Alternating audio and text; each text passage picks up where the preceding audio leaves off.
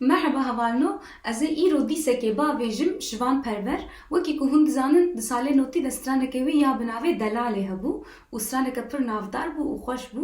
Îja ew stran çawa dest pê dikir? Digot: Li bajarê Ewropa keçeka Kurd rast hatin bi tenê digeriya. İşe eşî fikirîm, muga ew keça ku şivan perver lê rast hatibû, gelo wê ji bo şivan perver çi fikirî û wê çi got hûn ê aniha vêya di strana min de bibînin.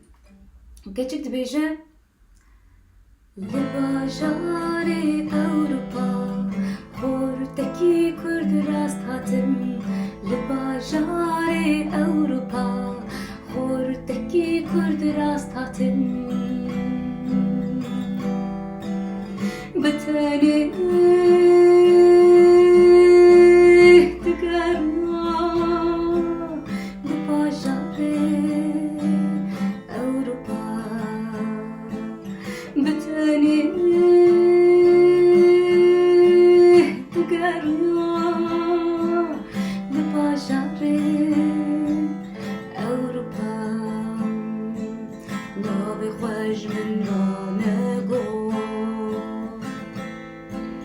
ew jî wek min eware li Berlînê bêçare, min got çitkî got îdare.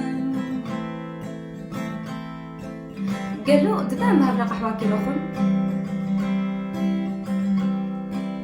Got çimana, got çimana, em rûniştin li qehwakê.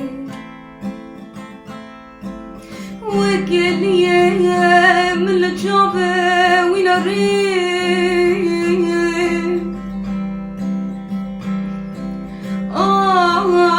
من الجافة ويلا ديح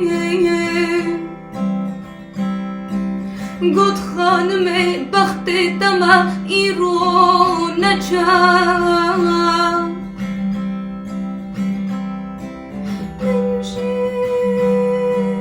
تدلي خدقو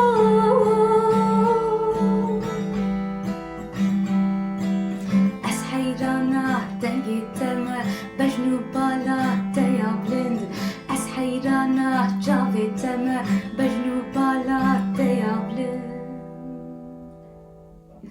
مگو خوردو که بجا من اصلی تجیه، بجنا تجی بمن خوش هات گلو دشکویه. قد دلالي بمال ودارم أسلم رحايا، نابي من جي شبان پرورة حوزاني قل خما. داوياوي نبويا وهربها أو نبجناوي جي نبلنده يعني مخشاشكر.